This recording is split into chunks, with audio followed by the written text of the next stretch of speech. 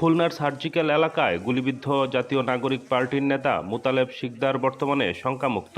তাকে Khulna medical college হাসপাতালে চিকিৎসা দেওয়া হচ্ছে। সোমবার দুপুর 12টার দিকে গুলিবিদ্ধ হন মোতালেব শিকদার। পরে স্থানীয়রা তাকে হাসপাতালে নিয়ে যান। মোতালেব শিকদারের বাড়ি নগরীর সোনাডাঙ্গা থানাধীন পল্লীমঙ্গল স্কুল এলাকায়।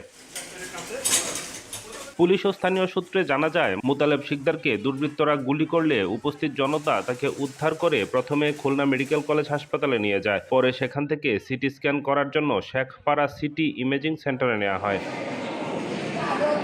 খুলনা মেডিকেল কলেজ হাসপাতালের আবাসিক চিকিৎসক হারুনুর রশিদ জানান, গুলিটি তার কানের চামড়া ভেদ করে বের হয়ে গেছে। খুলনা ইমেজিং সেন্টারে তার স্ক্যান করা হচ্ছে, সেখানে গুলির কোনো অস্তিত্ব পাওয়া যায়নি। আহত মোতালেব মিয়া এখন শঙ্কামুক্ত।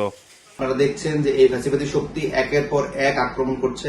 আপনারা দেখেছেন যে আমাদের শহীদ উসমান হাদি গুলিবিদ্ধ হওয়ার পরে আমরা দেখলাম যে আমাদের ধানমন্ডি থানার এনসিপির রিমি অস্বাভাবিক মৃত্যু আমরা দেখেছি। তার পরবর্তীতে আমরা উত্তরাতে আমাদের এনসিপির নেতাকর্মীদের উপরে হামলা হয়েছে এবং মিরপুরে তাদেরকে স্টেপ করা হয়েছে এবং তারই পরিপ্রেক্ষিতে ধারাবাহিকতায় আজকে আমরা দেখলাম যে আমাদের এনসিপির যে শ্রমিক শক্তি, জাতীয় শ্রমিক শক্তির কেন্দ্রীয় সংগঠনকে খুলনায় গুলিবিদ্ধ করা হয়েছে। শুধু ঢাকায় না, ঢাকার বাইরেও প্যানিক ছড়িয়ে দেওয়া হচ্ছে।